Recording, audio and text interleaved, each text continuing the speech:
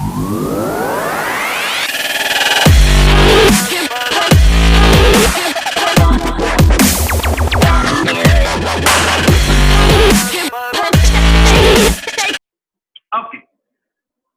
Basically जो मैंने अभी बात की कि सर अगर जो काइनेमेटिक्स में सारी बॉडीज के मोशन थे, अपन ने जैसे एक एग्जांपल मैं और ले रहा हूं कि सर अगर एक कार है, आपने बोला कि कार ने ब्रेक लगाए, कार इतने डिस्टेंस के बाद रुक गया, सबको पता था, ठीक बात। तुम लोगों ने उसकी रिटार्डेशन भी निकाली, तुमने उसका स्टॉपिंग डिस्टेंस भी निकाला, ये। अब क्वेश्चन इज कि सर उसको रोकने के लिए उसका मोशन था, वो जा रही थी एक पर्टिकुलर डायरेक्शन, उसको रोकने के लिए ब्रेक क्यों लगाने पड़ते हैं? क्योंकि ब्रेक क्या कुछ उस पर एक ऑपोजिट डायरेक्शन में फोर्स एक्सर्ट करते हैं क्या? Yes, yes. किस तरीके से करते हैं, अब वो अलग अलग उसके पीछे मैकेनिज्म हो सकता है कि सर टायर पे ये लगा होता है, वो लगा होता है, वहां पे सर वो फोर्स लगाते हैं जिसकी वजह से ऑपोजिट फोर्स होती है, अलग अलग मेथड। अब तू बट उनके बारे में बात करेगा। Now you are going to start off with dynamic, where you will always discuss about the cause of motion। सिर्फ मोशन स्टडी करना तेरे लिए अब इंपॉर्टेंट नहीं है, तुझे अब उसकी तह तक जाना है कि सर ये मोशन हुआ तो इसको करवाने वाला कौन है, और इसको करवाने वाला जो जिसको आपने नाम दे रखा है फोर्स, वो कितना होगा और उसकी वजह से क्या क्या मुझे समझ आएगा, ये सब बातें होंगी यहाँ पे। तो सबसे पहले without taking any time I like to introduce एक ऐसी टर्म जिसको तुम लोग बहुत अच्छे से जानते हो। मैंने शायद पहले भी आपको ये बात बता दी थी कि एक्चुअल में गैलीलियो साहब ने ये बात के बारे में पहले ही एक बार बोल दिया था कि जो भी कोई बॉडी होगी अगर वो मोशन में है तो वो मोशन में चलती जाएगी, वो रुकेगी नहीं। बट तुम लोगों ने अगर याद हो 9th क्लास, तो आप लोगों को न्यूटन का बताया गया कि न्यूटन ने ये बात बोली कि जब तक कोई बॉडी मोशन में है वो मोशन में रहेगी, और अगर वो रेस्ट पे है तो रेस्ट पे रहेगी। But he added until and unless an external force is applied on it, मतलब जब तक उस पे कोई एक्सटर्नल फोर्स ना लगे, और वो भी कैसी, अनबैलेंस्ड एक्सटर्नल फोर्स। क्यों बोला जाता है अनबैलेंस्ड? सर क्या होता है बैलेंस? सब बातें करूंगा जब लॉस पढ़ाऊंगा, बट अभी के लिए याद रखना गैलीलियो साहब और न्यूटन साहब दोनों के कहानी में डिफरेंस इतना था कि न्यूटन ने पूरे अच्छे से कैलकुलस के साथ, कैलकुलस का यूज करते हुए मैथमेटिकली प्रमाण के साथ ही सेड कि कोई भी बॉडी अगर रेस्ट पे है तो वो रेस्ट पे रहेगी, अगर मोशन में है तो उस पर फोर्स लगानी पड़ेगी उसको रोकने के लिए। और यही चीज को मैं डिफाइन करने जा रहा हूँ, फोर्स। बच्चा कहता है कि सर बहुत बढ़िया, कुछ तूफानी सी बड़े हो चुके हैं तो फोर्स की कुछ तूफानी सी डेफिनेशन बता दो। बेटा देख, बताने को मैं बहुत कुछ बता देता बट लॉजिकल नहीं है, तुझे मतलब समझ आना चाहिए। That is my perspective. तुझे फोर्स तू डेली लाइफ में यूज करता है, तेरी जो मस्कुलर एक्टिविटी है, you use this muscular activity to apply force. अब अप्लाई फोर्स की जब मैं बात करता हूँ, बेसिक जो तुम्हें मुझे लगता है बहुत ही बचपन में बताई गई थी कहानी, क्या? It is nothing but push और pull on a body. Simple है कि सर कोई भी बॉडी को अगर मैं पुश करता हूं या पुल करता हूं, अब ये मत पूछ लेना कि सर पुश पुल क्या होता है। सर सिंपली दो चीजें दिमाग में रखनी है जैसी फोर्स आती है, या तो उसको धक्का दिया जाएगा, राइट, या फिर किसी बॉडी को अपनी तरफ खींचा जाएगा। दोनों केसेस में यू टॉक अबाउट कि सर ये आदमी क्या कर रहा है, फोर्स लगा रहा है। बेसिकली अ पुश और a pull is known as force. जरूरी नहीं है कि हमेशा सर उसको अपनी तरफ ही खींचे या दूर ही भेजे, किसी और एंगल पे भी लगा सकता है, फोर्स लगाएगा। कैसे स्टडी करना है वो बात की बात है, सिर्फ for the time being you just need to realize कि सर फोर्स वही है जो मैंने पहले पढ़ा है, बस अब इसमें कुछ अपन थोड़ा सा मसाला लगाएंगे। अच्छा, एक और बात बिफोर स्टार्टिंग ऑफ लॉस, बेटा दो टर्म्स होती है। वो टर्म्स आई कहां से है? वो आई है जो तुम पढ़ के आए हो, रिलेटिव मोशन का तुम पूरा कहानी पढ़ के आए हो, ठीक है, चैप्टर पूरा पढ़ लिया तुम लोगों ने। वहां पे एक चीज होती है ऑब्जर्वर, ठीक है, जिसको तुम बोलते हो कि इसके रिस्पेक्ट में सर ये ले लो, इसके रिस्पेक्ट में वो ले लो। उस ऑब्जर्वर को ना एक और नाम दिया जाता है, basically termed as reference frame. क्योंकि अपन उसको रेफरेंस लेते हैं, राइट, तो तुम ऑब्जर्वर के पॉइंट से खड़े होकर देखते हो, तो जो रेफरेंस है उसका फ्रेम, मतलब उसके पर्सपेक्टिव से तुझे जो दिखेगा, that is why we call it reference frame. तो basically you can also call कि सर कैन आई से कि ऑब्जर्वर ही अपना रेफरेंस फ्रेम होता है? यस। क्या सर ऑब्जर्वर ना हो कि अगर मैं किसी पॉइंट के रिस्पेक्ट में किसी का मोशन स्टडी करूं तो क्या वो मेरा जो पॉइंट होगा वो मेरा रेफरेंस फ्रेम होगा? यस। तो बेसिकली जिसके रिस्पेक्ट में तुम मोशन को स्टडी कर रहे हो उसी को बोलते हो रेफरेंस फ्रेम। यस। और नाम से क्लियर है, रेफरेंस का मतलब you take it as a reference and frame का मतलब कि सर उसके फ्रेम से। आई होप आपको पता होगा फ्रेम का मतलब क्या होता है, राइट? सिंपल।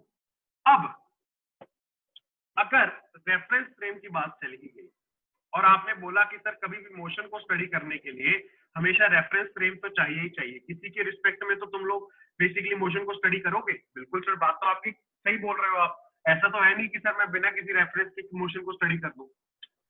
तो एक्चुअल में बेटा there are two types of reference frame, basically termed as inertial and non-inertial, and this is very important.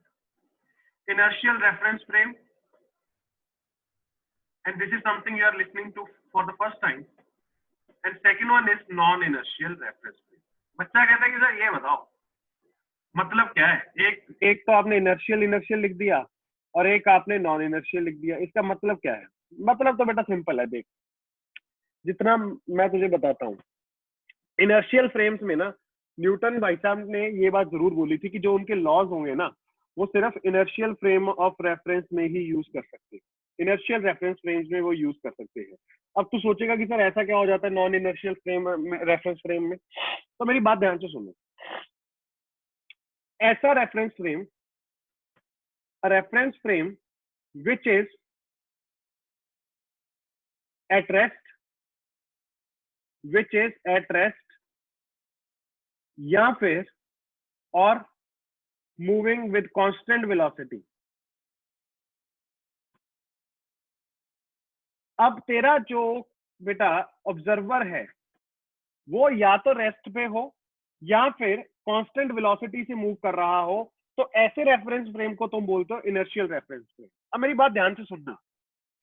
Sir ऐसा आपने क्यों बोल दिया?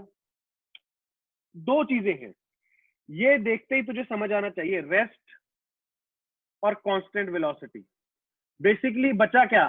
सर बचा तो बस सिर्फ एक चीज और बची है कि एक्सेलरेट भी हो जाता है। तो आप ये चाहते हो कि बॉडी रेस्ट पे रहे या फिर कांस्टेंट वेलोसिटी से चले, बस एक्सेलरेट ना हो। तो या फिर सर आप सीधा सीधा ऐसे भी तो लिख सकते थे कि जो एक्सेलरेट नहीं हो रही, नो एक्सेलरेशन, या फिर लिखने को ये लिख सकते थे कि sir acceleration is equal to 0।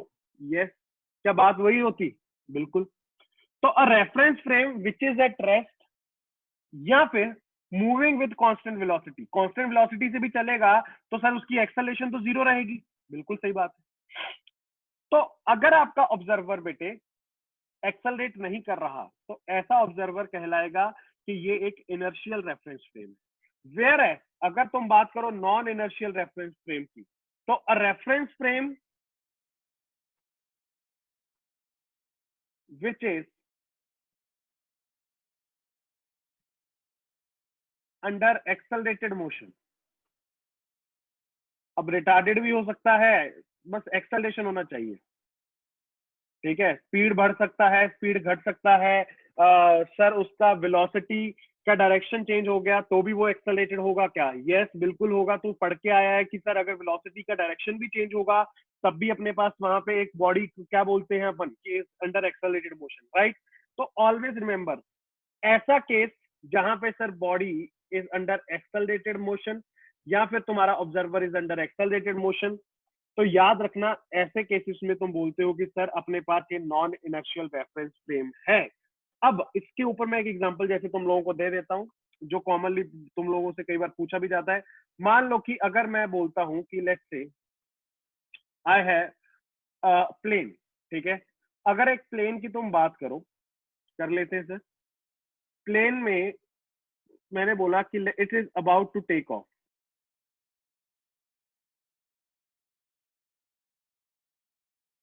Right, it is about to take off. अब टेक ऑफ जब करेगा तो ध्यान से देखना और ये बात को समझने की भी कोशिश करना। तुम्हें पता है कुछ पाथ ऐसा रहेगा, हाँ या ना? यस। मेरा क्वेश्चन ये है कि अगर इसके अंदर तू बैठ के देखे एक पैसेंजर की तरह, तो this passenger is basically inertial और non inertial frame of reference. सोच के बोलना, सोच के बोलना।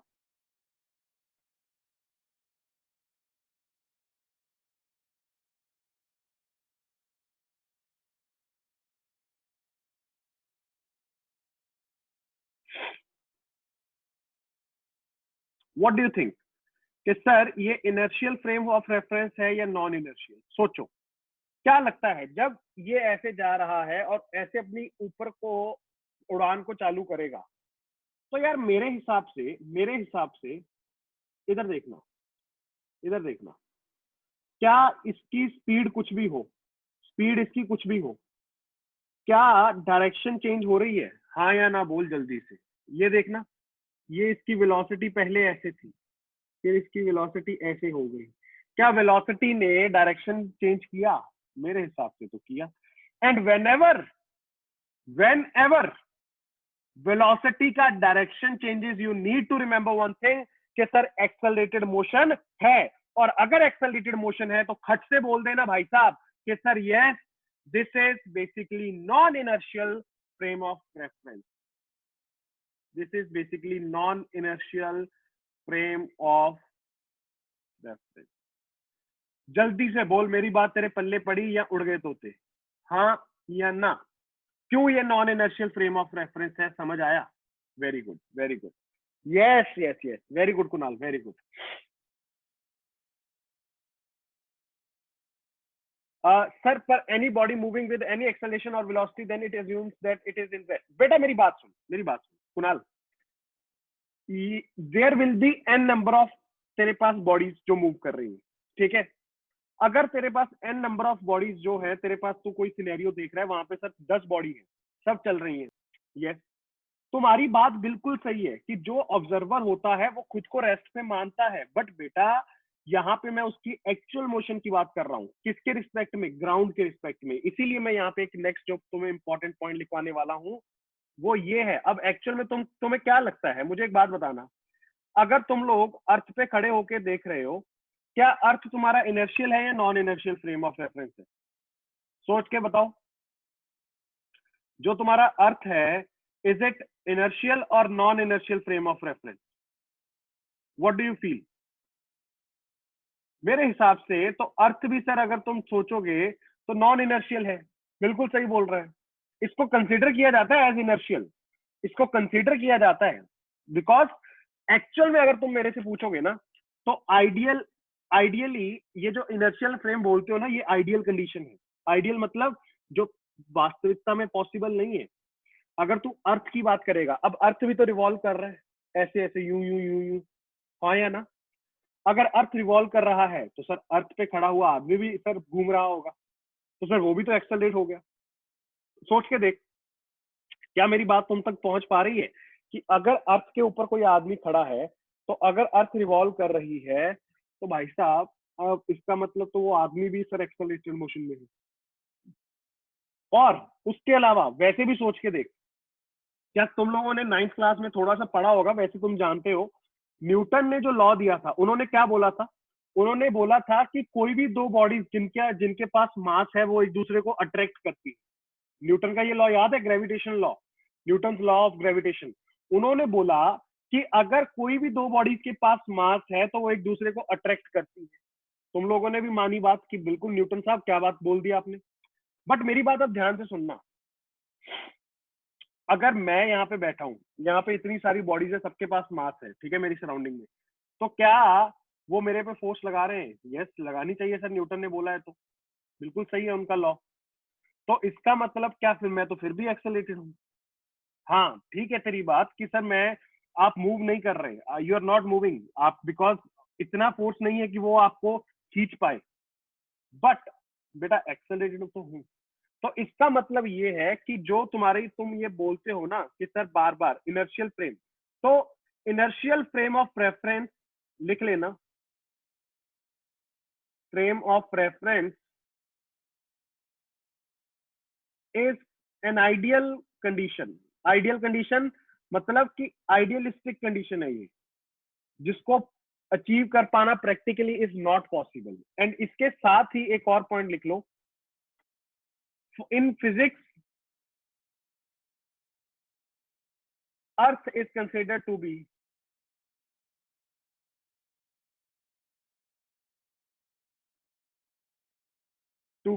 basically at rest, or you can say to be an inertial frame of reference.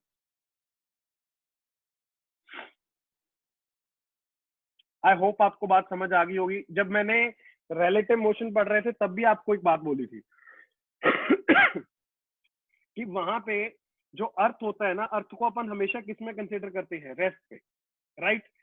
अब उसके लिए पीछे क्या क्या कहानी है, देखो क्या क्या फ्रेम्स को डिफाइन किया गया और क्यों डिफाइन किया गया ये इनर्शियल और नॉन इनर्शियल फ्रेम को, इसके ऊपर तुम लोगों को मैं बहुत अच्छे से एक चीज लिखवाऊंगा। पहले इसको नोट कर लो सारे बच्चे, जितनी भी अपनी बात हुई है, बहुत हल्की फुल्की बात हुई है, बट इसको अच्छे से नोट करो और फिर मुझे बताओ कि सर डन, आगे बढ़ो।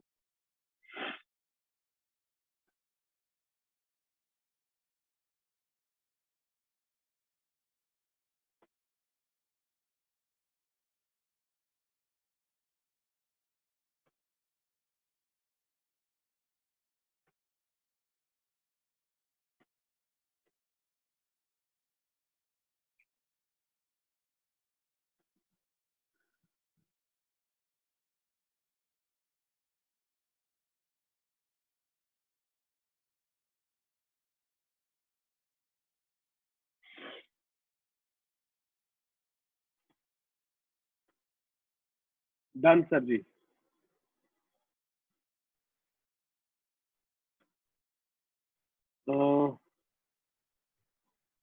अच्छा एक क्वेश्चन है, मुझे सिर्फ आंसर देना सोच समझ के, ठीक है। एक स्टेटमेंट दे रहा हूँ, क्वेश्चन भी नहीं है, बस ये बताना है ना कि सर आपकी बात ट्रू है या फिर फॉल्स, और ट्रू फॉल्स खेलते।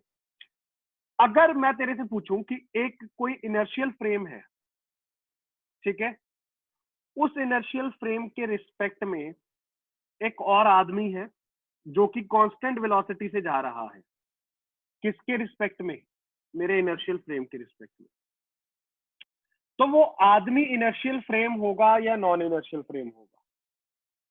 सोच के बताना, समझ के बताना, घूम मत जाना। अगर एक इनर्शियल फ्रेम के रिस्पेक्ट में एक आदमी कांस्टेंट वेलोसिटी से जा रहा है, तो वो आदमी जो इनर्शियल फ्रेम के रिस्पेक्ट में कांस्टेंट वेलोसिटी से जा रहा है, वो खुद इनर्शियल फ्रेम होगा या नॉन इनर्शियल फ्रेम होगा? क्वेश्चन तुम लोगों को समझ में आया या नहीं? इनर्शियल फ्रेम क्या होता है, सोच के देख। जो बच्चे कह रहे हैं कि नॉन इनर्शियल, तुम लोग कह रहे हो गलत, सोचना क्यों। अब एक बात बता, तुम लोग तो पता नहीं क्या सोचते हो, पर मैं जो सोच रहा हूं मैं बताता हूँ। इनर्शियल फ्रेम की अगर तू बात करेगा, मान ले ये आदमी है, ये रेस्ट पे है, हाँ या ना? अगर ये रेस्ट पे है तो ये इनर्शियल फ्रेम है, बिल्कुल सर। अब इसके रिस्पेक्ट में दूसरा आदमी है जो कि कांस्टेंट वेलोसिटी v से जा रहा है। अब मुझे सोच के बता, अगर इनर्शियल फ्रेम ऑफ रेफरेंस के रिस्पेक्ट में, चाहे ये भी किसी स्पीड से आगे जा रहा होता, अगर इसकी रिलेटिव वेलोसिटी इसके रिस्पेक्ट में कांस्टेंट होती, तो बच्चे ये भी तो तेरे पास इनर्शियल ही फ्रेम हो जाता। सोचना, हाँ या ना? कि sir inertial frame of reference कौन से होते हैं, जो कांस्टेंट वेलोसिटी से जा रहे हैं, और कांस्टेंट वेलोसिटी से अगर अब इनर्शियल फ्रेम ऑफ रेफरेंस के रिस्पेक्ट में जा रहा है, तो क्या हो गया? अगर दोनों की मान ले इसकी स्पीड हो जाती आगे को कितनी, मान लो ये हो जाती 10 और ये हो जाती 2, तो क्या होता? तो भी तो बेटा इन दोनों की रिलेटिव स्पीड कांस्टेंट होती। सोच के देख, तू बोलता कि सर 8 मीटर पर सेकंड है, राइट? तो कांस्टेंट वेलोसिटी वाली कंडीशन पूरी कर रहा है कि हाँ सर वो पहले आदमी के लिए दूसरा वाला इनर्शियल हो जाएगा। ये सर मतलब इनर्शियल एंड नॉन इनर्शियल में फील होना जरूरी है। फील होना मतलब sir they both are inertial frame of reference with respect to each other. yes exactly they both are inertial frame of reference with respect to basically you can say your जो अपन ने माना हुआ है प्रमाणित अर्थ, ठीक है। अगर अर्थ के रिस्पेक्ट में एक कांस्टेंट वेलोसिटी से जा रहा है या फिर एक चल के जा रहा एक रेस्ट पे है, वो इनर्शियल हो गया, मान गए। अब वो जो इनर्शियल हो गया उसके रिस्पेक्ट में अब तू दूसरे को देख रहा है। अब दूसरा भी अगर उसके रिस्पेक्ट में या तो रेस्ट पे हो या फिर कांस्टेंट वेलोसिटी से जा रहा है, तो बच्चे इसका मतलब क्या है कि सर दूसरा भी तो एक कांस्टेंट वेलोसिटी से अर्थ के रिस्पेक्ट में जा रहा है या फिर रेस्ट पे है। बात समझना, थोड़ा सा बस वर्ड्स में कंफ्यूजन है कोई इतनी खास बात नहीं है। बस याद रखो कि अगर अगर तुम लोगों के पास एक सिंपल सी बात मैं बोल रहा हूं, ये स्टेटमेंट आए कि इनर्शियल फ्रेम ऑफ रेफरेंस के लिए एक कांस्टेंट वेलोसिटी या फिर रेस्ट पे जो है बॉडी, वो नॉन इनर्शियल या इनर्शियल, याद रखना इट इज इनर्शियल बस। ओके, इसी के साथ बच्चे आगे बढ़ते हैं। राइट, हेडिंग डाल लो, Newton first law.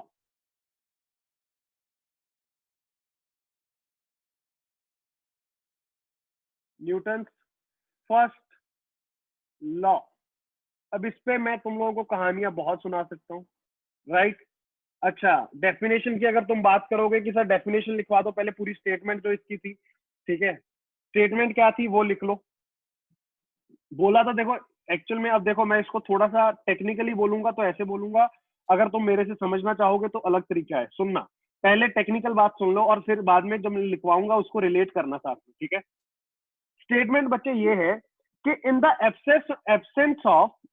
Absence of external forces when viewed from an inertial frame, in the absence of external forces when viewed from an inertial frame, an object at rest remains at rest. लिखो क्या बोला sir ने, in the absence of external forces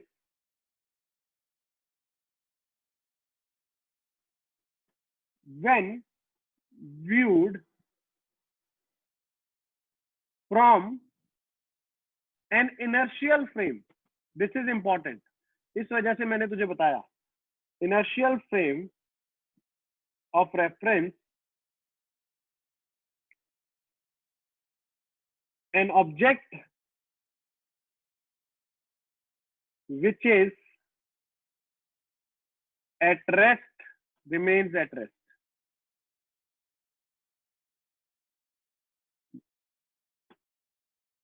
जल्दी से बोल, मेरी बात समझ आई या नहीं आई? किस किस को ये बात समझ आई पूरी खरी खरी, कैसा पूरी स्टेटमेंट समझ आ गई?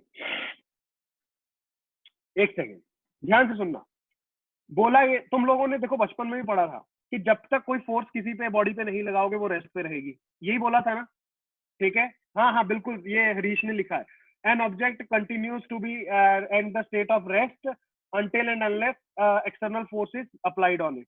मैंने क्या ऐड किया है, मैंने सिर्फ ये बात ऐड की है कि when viewed from an inertial frame of reference। अब बच्चा कहता है कि सर इसकी जरूरत क्या है, मेरी बात सुनो, समझोगे तो पता चल जाएगा कि सर की बात का वैल्यू है। इधर देखो, जो भी स्टेटमेंट लिखी है ना, इसमें ये लिखने का सेंस क्या बनता है। देख, अगर मान लो, मैंने तुम्हें उस दिन भी एग्जांपल दी थी, अगर मान लो ये दो पैरेलल रोड्स हैं, होंगी सर इन पे क्या हो रहा है, इस पे ये हो रहा है कि यहाँ पे एक बॉक्स पड़ा है, राइट। अगर मान लो कि यहाँ से एक आदमी गाड़ी पे बैठे हुए बेटे जा रहा है, यहाँ से एक आदमी गाड़ी पे बैठे हुए जा रहा है किसी एक्सेलरेशन ए से, वी वेलोसिटी पे एक्सेलरेट करते हुए जा रहा है। अब मेरी बात ध्यान से सुनना, अगर ये एक्सेलरेट करते हुए जा रहा है तो बेटा इसको आगे को धक्का दे रहा होगा, ये कार का इंजन आगे को धक्का दे रहा है, राइट।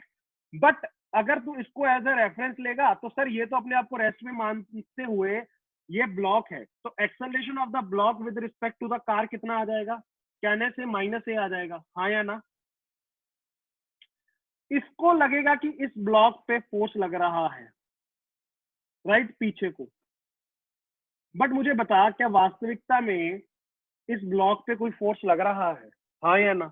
वो तो रेस्ट पे पड़ा था सर, वो तो रेस्ट पे था, तो सर ये फोर्स कहां से आ गया, ये तो उसके ये गाड़ी वाले आदमी के चलने की वजह से उसको लगा कि उस ब्लॉक पे फोर्स लग रहा है पीछे को, हालांकि उस पे खुद को आगे को उसको धक्का दे रही है गाड़ी, बट उसको क्या लगा कि ब्लॉक पे लग रहा है।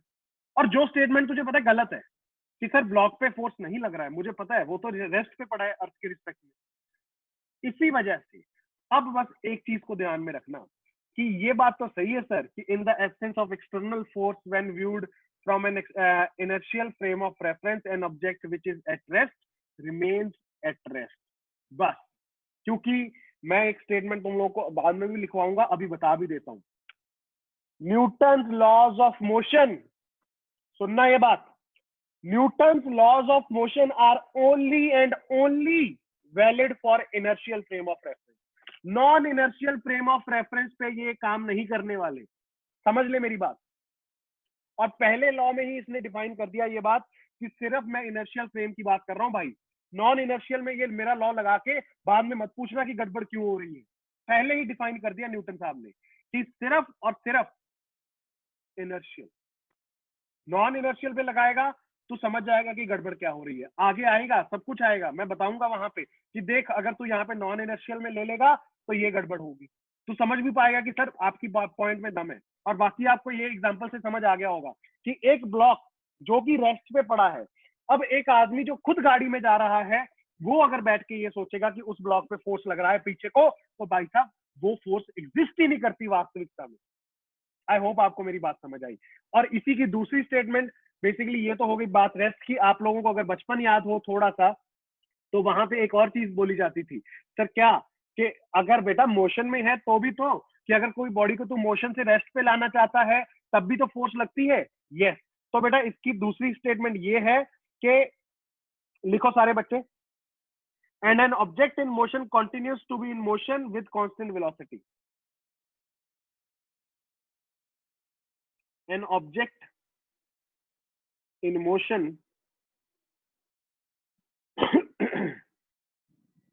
when when viewed from inertial frame of reference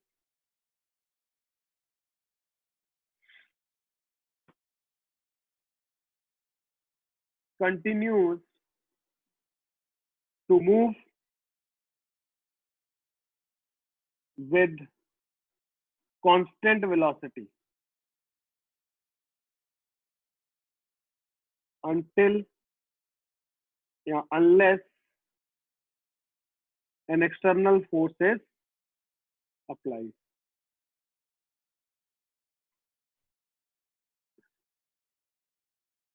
सारे बच्चे नोट कर लो दो स्टेटमेंट। अब बात वही है कि सर बात तो आपने वही लिखवाई है जो मुझे पता था, बस आपने थोड़ा सा बस एक इनर्शियल इनर्शियल बीच में घुसाया है, बस दैट्स इट।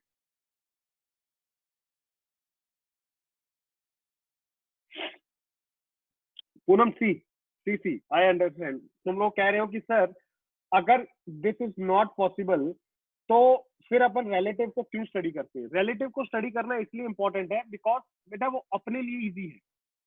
अगर तुम लोग कभी भी मल्टीपल, मतलब तुम्हारे पास दो तीन चीजें हो गई, ठीक है, जैसे अब let's say concept of collision है, remember the concept of collision of two body, वहां पे इट इज आपके लिए फेवरेबल करने को तो वहां पे पूरा कर सकते हो कि ये इतने टाइम में यहाँ पे जाएगा और ये इतने टाइम में यहाँ पे आएगा, फिर टक्कर होगी या नहीं होगी। आपके लिए इजी क्या पड़ता है कि एक को सर पकड़ के मैं रेस्ट पे मान लूं, एक को रोक दूं, दूसरे को बस देखूं कि अगर ये रुक गया तो इसके लिए वो दूसरा क्या करने वाला है, right. But that being said, you can not से कि सर अगर मैं एक बॉडी पे फोर्स लगा रहा हूं तो उस बॉडी पे मेरे फोर्स लगाने की वजह से वो जो दूसरी साइड पे कोई बॉडी बेचारी रेस्ट पे पड़ी है उस पर भी फोर्स लग जाएगा। क्या ये पॉसिबल है? खुद सोच के देखो, not possible, right. Done sir, very good very good very good. सारे बच्चे जल्दी से नोट करो।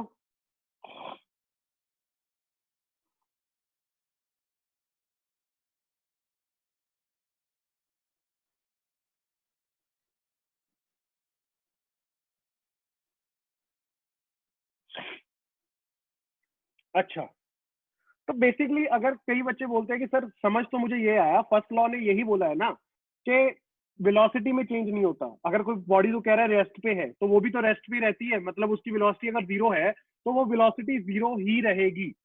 यस, अब मेरी बात ध्यान से सुनना, यहाँ पे एक मैं प्रॉपर्टी को इंट्रोड्यूस कर रहा हूँ जिसके बारे में आई होप आप लोगों ने सबने सुना हुआ है। मैं उस पर थोड़ी सी कहानियां भी आपको सुना दूंगा, बचपन याद करवा दूंगा, बट पहले ये चीज को लिख लो और याद भी कर लेना।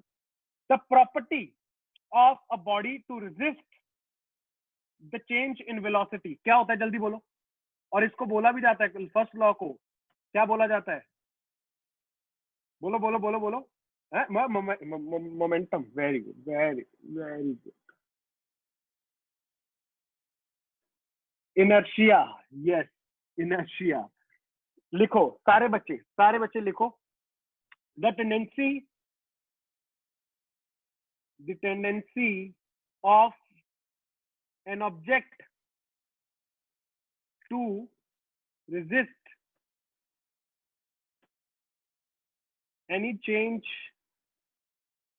in its velocity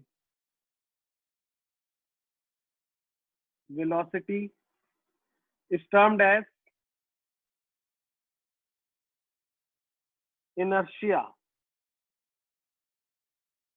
इसीलिए इसको पहले लॉ को शायद तुमने सुना भी होगा, बोला जाता है law of inertia, right, law of inertia.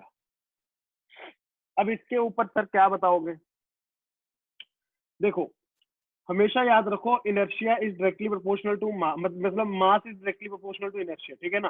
कि अगर किसी बॉडी के पास ज्यादा मास है, ठीक है, तो mass is one of the property जो अगर बॉडी का मास ज्यादा है तो सर वो ज्यादा रेजिस्ट करेगी, वेयर एज अगर बॉडी का मास कम है तो वो कम रेजिस्ट करती है।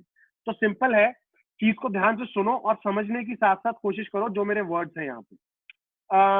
कि अगर तुम लोगों को मैं एक सिंपल सी एग्जांपल देता हूँ, अब याद करना थोड़ा सा, वैसे मैं बताने की जरूरत नहीं समझता था पर ठीक है तुम लोग छोटे हो भी तो बता देता हूँ।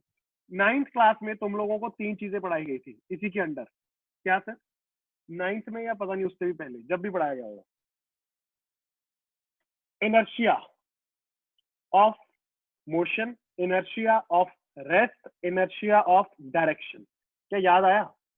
Inertia of rest, inertia of motion, inertia of direction.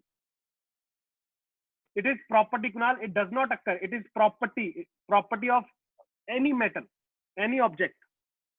अच्छा सर क्या होता है इनर्शिया ऑफ रेस्ट, क्या होता है इनर्शिया ऑफ मोशन और क्या होता है इनर्शिया ऑफ डायरेक्शन? मेरी बात सुनना, अब इसके ऊपर एग्जांपल्स भी हैं, समझाने को मैं समझा देता हूँ।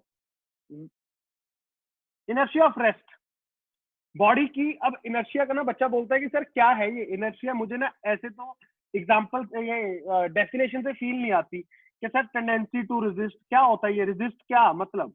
बेटा देख, ये ना एक हर बॉडी की जिद होती है, क्या होती है? जिद, कि मैं अपनी वेलोसिटी को चेंज नहीं करना चाहती।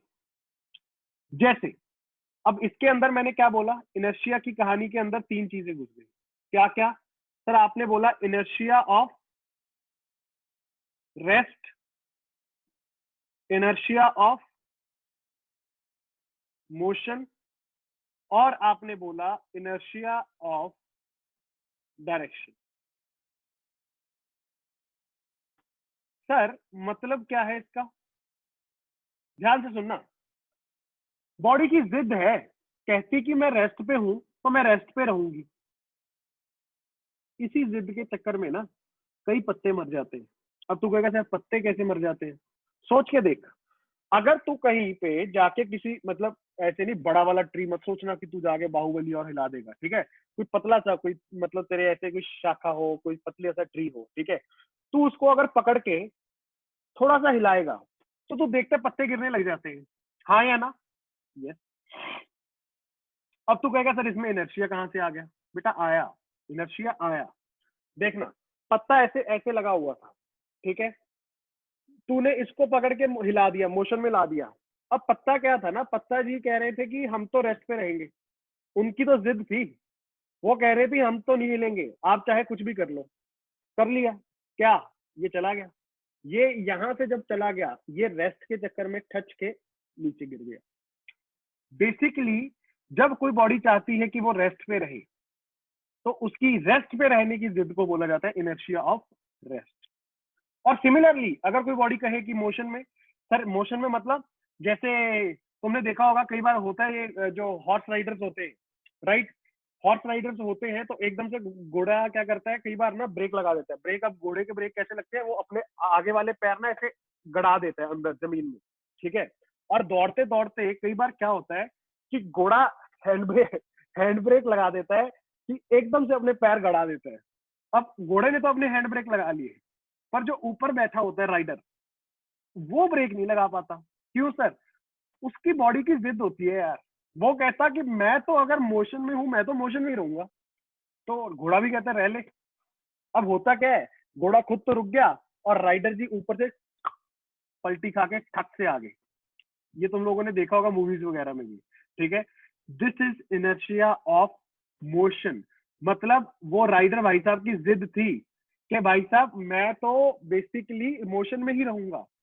अब जिस जो उसके साथ था, जो उसको लेके मोशन में लेके आया था, जिसको पकड़ के वो मोशन में आया था, अब वो रुक गया। अब इसके लिए अच्छा एक और बड़ी बढ़िया एग्जांपल है, छोड़ दो ये पत्ता। अगर राइडर, तुम कहोगे सर ना तो हमने पत्ते गिराए हैं, ना हमने कभी राइडिंग की है, तो हमें नहीं समझ आ रहा। सबसे बेस्ट एग्जांपल मेट्रो पे चढ़े हो क्या?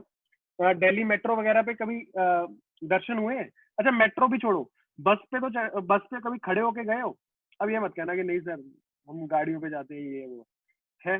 बस वगैरह पे अगर कभी खड़े होके गए हो तो तुम लोगों ने महसूस किया होगा कि जैसे ही बस चलती है तुम लोग किधर को जाते हो, पीछे को गिरते हो। जैसे ही तुम बस ने एकदम से चालू किया तो तुमने देखा है कि यहाँ पे अगर तुम नहीं गिरे, मान गए तुम लोग फिजिक्स के बहुत अच्छे स्टूडेंट हो, तुमने देखा होगा लोग कई बार ऐसे पकड़ते हैं एकदम से, क्यों? वो पीछे को गिरते हैं, राइट। क्यों ऐसा हुआ सर? वो पीछे को क्यों गिरे, आगे को क्यों नहीं गिरे? सुन मेरी बात, होता क्या है, क्योंकि ना ना ना ना, हाँ मतलब वो पकड़ के उसको, खुद को आगे को पकड़ के ऐसे मतलब संभालता है, वो अपने हाथों से अपने आप पे आगे को फोर्स लगाता है कि पीछे ना गिरूं। क्यों? सुनना, वो रेस्ट पे था, बस भी रेस्ट पे थी। बस ने क्या किया, एकदम से नीचे से निकल ली, मतलब एक्सेलेरेट कर लिया। अब upper part of your body has the tendency to remain in the state of rest. वो तो जिद करके बैठी कि मैं तो रेस्ट पे रहूंगी, जिसकी वजह से होगा क्या कि सर वो नीचे से जब निकलती है तो आपको पीछे को ऐसे गिरना पड़ता है। जिसका मास ज्यादा होगा उसको ज्यादा पीछे गिरने के चांसेस रहेंगे। क्यों? उसका इनर्शिया ज्यादा होगा। यस। और जब जाके बस रुकेगी, यही आदमी जो कि पीछे को गिर रहा था उसके चलने पे ब्रेक लगेंगे तो आगे को। और ये गाड़ी में भी तो होता है, जैसे ही कोई रेस दे देता है एकदम से, अपन पीछे को सीट में धंस जाते हैं, और जैसे ही ब्रेक लगाता है तो अपन आगे को आ जाते हैं। क्यों? अब आगे को क्यों आया? क्योंकि अब वो मोशन में आ चुका था। अब उसकी बॉडी का ये था कि भाई साहब मोशन में ही रहना है, जिद है कि मोशन में ही रहना है, बट उसने ब्रेक लगा दिया, फिर से धोखा, ठक से, फिर आगे को अपने को एक ऐसे जर्क मिलता है। तो प्लीज ट्राई एंड अंडरस्टैंड।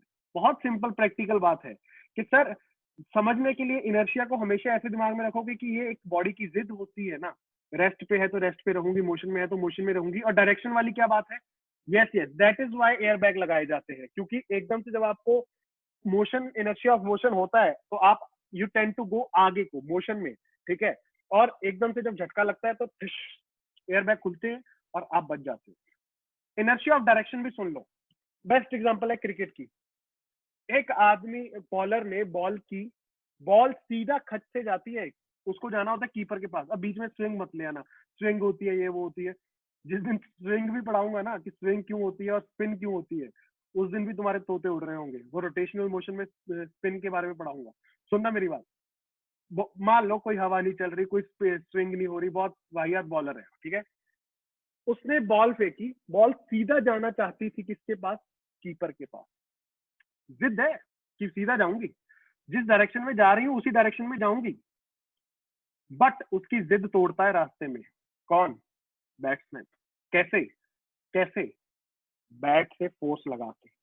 तो सर आप ये कहना चाह रहे हो कि अगर ये फोर्स लग जाए तो क्या ये जिद टूट जाती है? बिल्कुल टूट जाती है।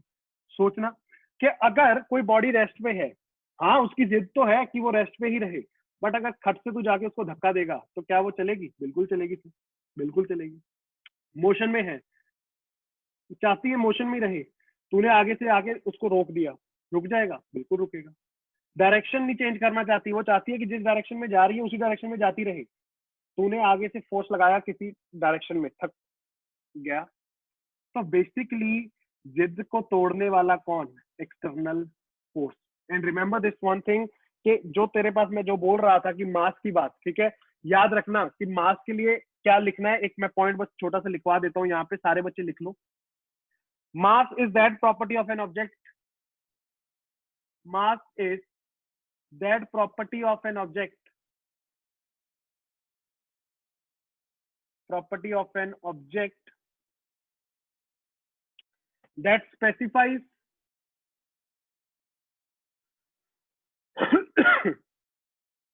how much resistance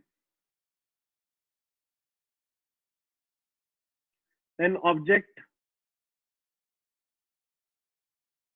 exhibits to changes in its velocity.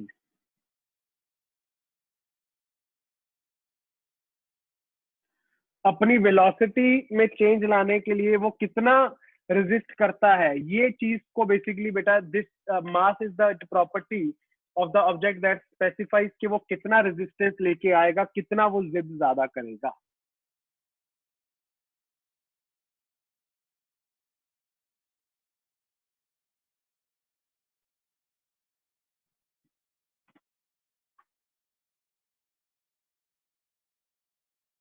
नहीं नहीं नहीं नहीं नहीं नहीं नहीं, टप्पा खा के जब बॉल वापस आती है वो रोटेशनल मोशन है, वहां पे फ्रिक्शन लगती है, राइट, और बॉडी रोटेट करती है। वो पढ़ेंगे पढ़ेंगे, वो भी पढ़ेंगे, आएगा वो भी एक दिन।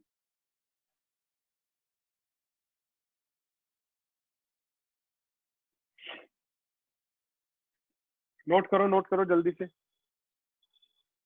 और एक बात को याद रखना, मास ना एक इनहेरेंट प्रॉपर्टी है ऑब्जेक्ट की, ठीक है ना। कभी भी ना इसको, मास को और वेट को, क्या लगता है तुम लोगों को, ये मैंने स्टार्टिंग में भी बताया था कि जो मास है और जो वेट है, क्या ये दोनों सेम चीज है? हाँ भाई, जल्दी से बोलो, जल्दी से बोलो। Is mass and weight the same thing? क्या डिफरेंस है, किसी को याद है? Yes, very good Kunal, very good. Weight is the sir force. कौन सा फोर्स? जो अर्थ उस पे लगा रहा है। मास तो उसके पास है। अब देखो, क्या अगर मैं मून पे चला जाऊंगा, तुमने सुना होगा वहां पे वेट कम हो जाएगा, हाँ या ना? वहां पे वेट कम हो जाता है, बट क्या मास चेंज होता है? Yes, very good Yash, very good, exactly exactly, very good very good. Mass is an inherent property, वो कभी चेंज नहीं होगा। सिर्फ वेट जो होता है, यस, इट में very, right, yes yes yes, okay.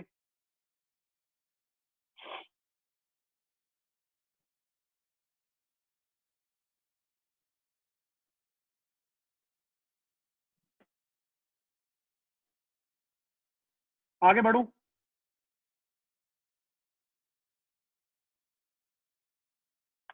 आगे बढ़ू, नोट कर लिया सबने? This is first law.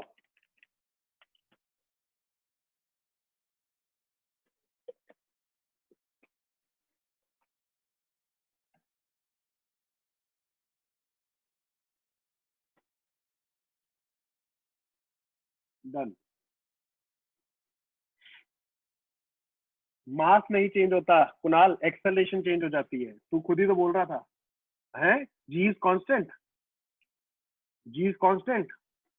अर्थ पे और मून पे जी सेम है। Acceleration is changes, not the mass. आ जाओ, अब हेडिंग डालो सारे बच्चे, Newton second law.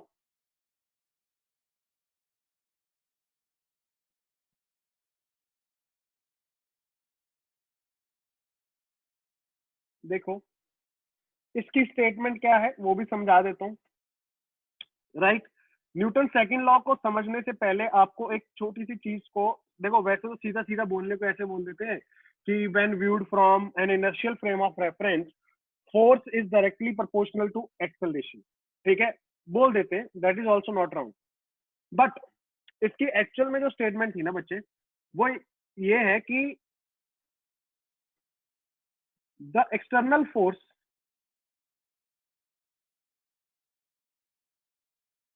applied on an object is equal to the rate of change of momentum.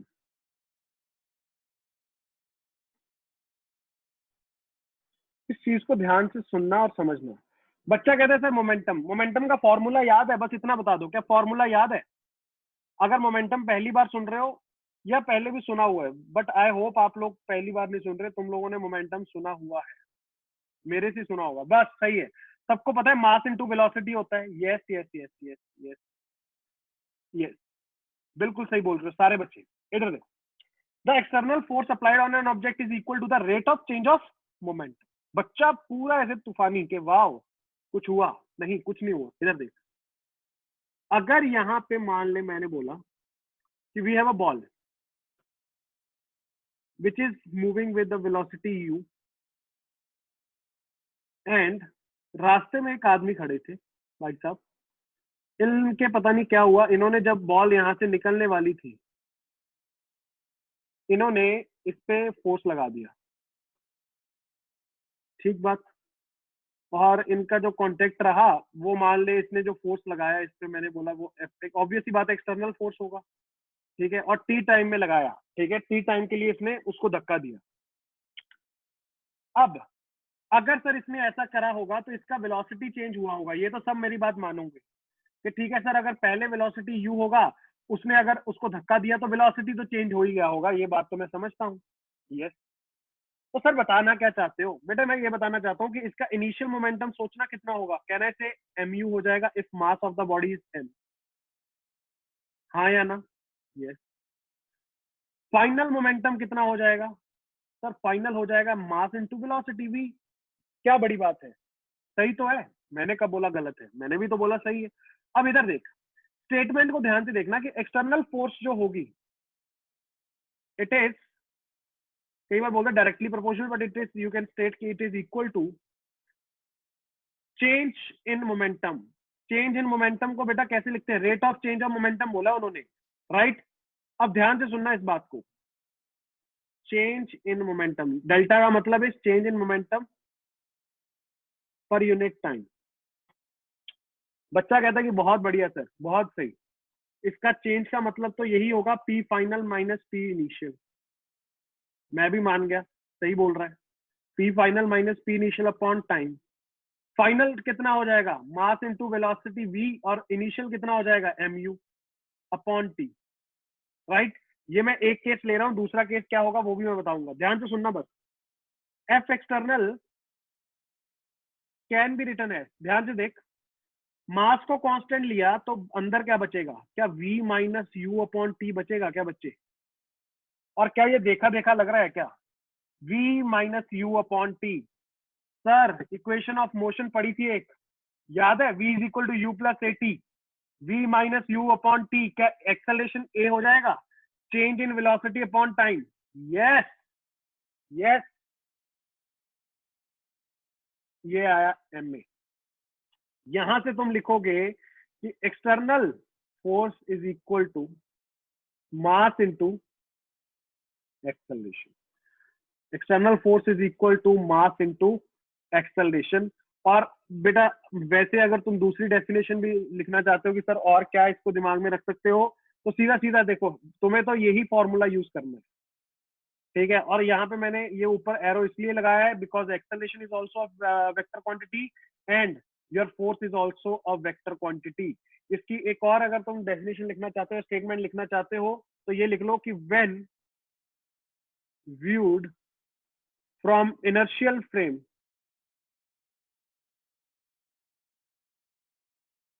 external force is directly proportional to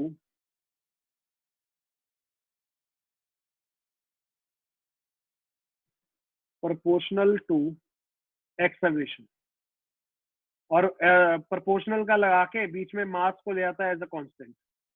तो ये भी दिमाग में रख सकते हो, अप टू यू, बट आपको दोनों चीज पता होनी चाहिए कि सर कहानी क्या है। अच्छा, मैंने यहाँ पे एक बात पहले बोल दी कि ये एक केस लिया है मैंने, क्यों ऐसा बोल रहा हूँ मैं, दूसरा केस क्या बनेगा सर वो मैं बताता हूँ, पर सबसे पहले इसको अच्छे से नोट कर लो।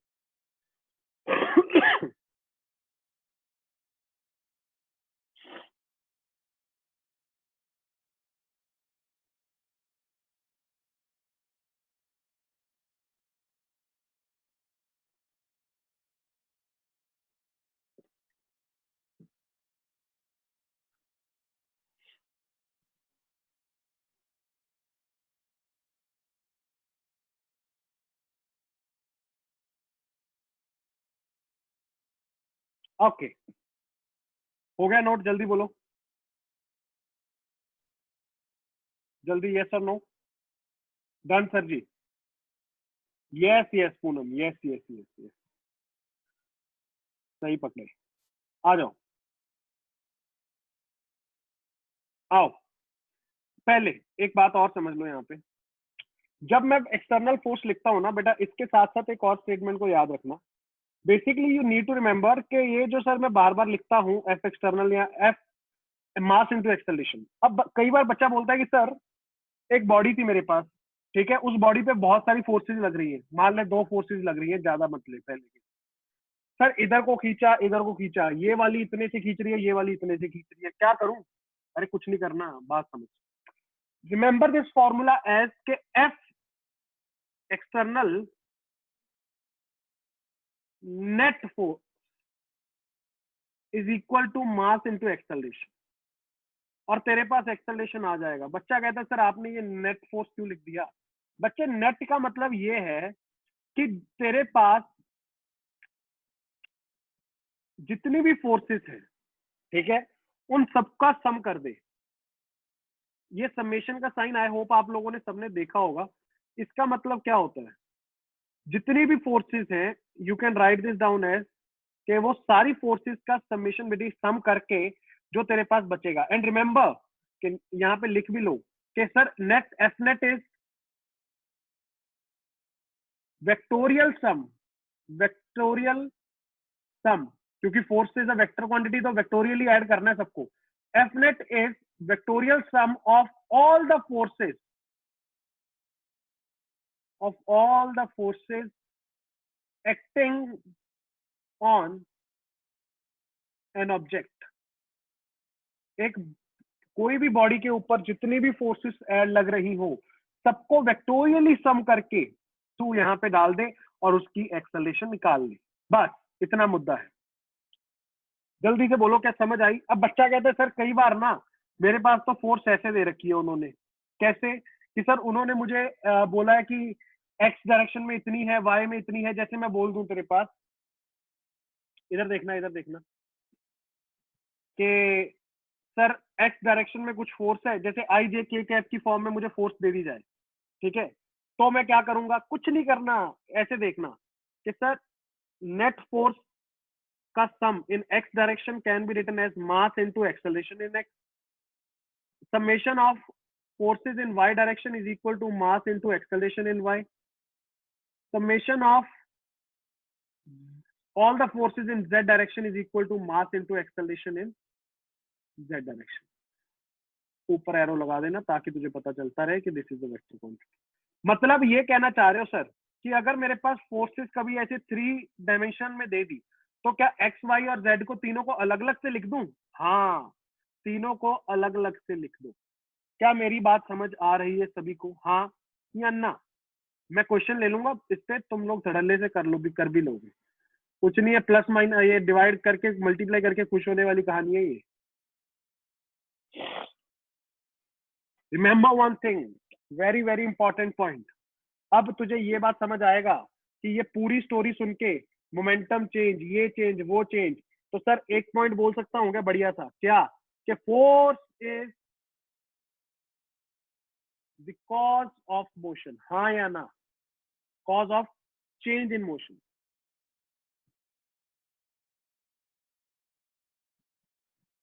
मोशन में चेंज लाने वाला कौन? वेलोसिटी में चेंज लाने वाला कौन? Sir force.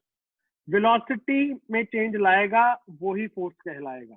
फोर्स के बिना तेरा काम नहीं चल पाएगा, याद रखना। क्या बात है, जल्दी से बोलो, क्या बात समझ आ रही है कि force is the cause of change in motion.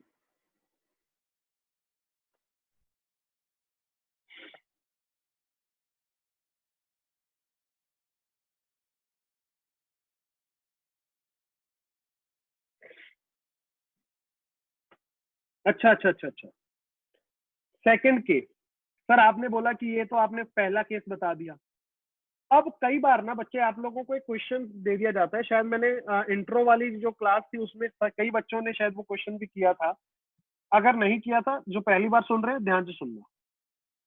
आप लोगों को एक बात बोली गई थी कि सर, केस 2,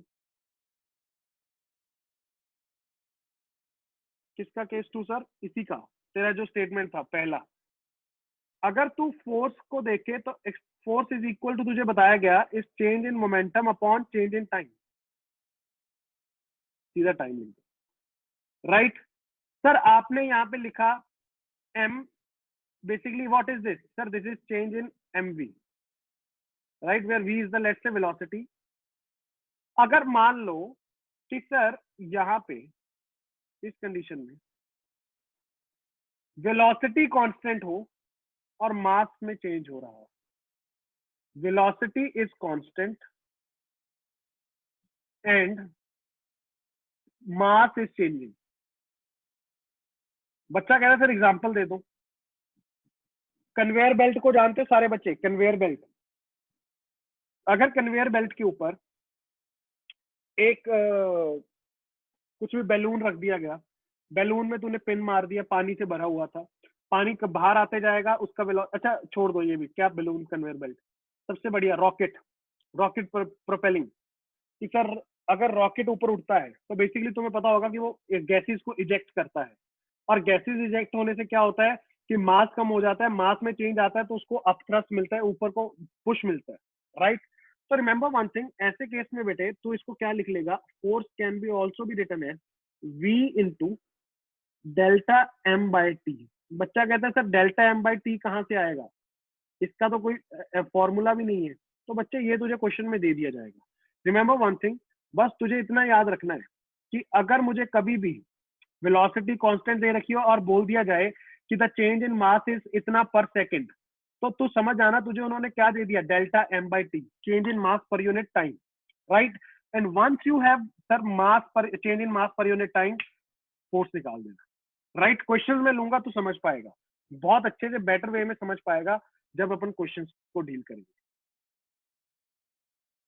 राइट? तो नोट इट डाउन। दो केसेस, एक तो सर आपने बहुत ही बढ़िया सा फॉर्मूला निकाल के दिखाया जो बोलता है कि F is equal to mass into acceleration, और दूसरा आपने बताया कि F can also be written as v into delta m by t. अब आज अपन ने बेटा ये सारी की सारी बातें की है, सिर्फ तुझे मैंने सिर्फ समझाया है कि क्या क्या होता है, फॉर्मूलाज अपने पास आ चुके हैं, और ये वो फॉर्मूलाज है जिनको मैं इतना धड़ल्ले से यूज करने वाला हूँ, तू भी तौबा तौबा करेगा एक टाइम पे, ठीक है? तो वेट करो उस तौबा तौबा की, तब तक जो कहानियां अपन ने पढ़ी है इनको अच्छे से रिवाइज करो, ट्राई करो समझने की, बहुत अच्छे से क्रिस्टल क्लियर कंसेप्ट अपने दिमाग में रखो, सो दैट के आगे जाके जब प्रॉब्लम्स लेंगे, बड़े बड़े न्यूमेरिकल्स लेंगे, उस time you can be very clear with your concept and use them, right? आज के लिए इतना ही। मैं आप लोगों के जो भी डाउट्स हैं वो ले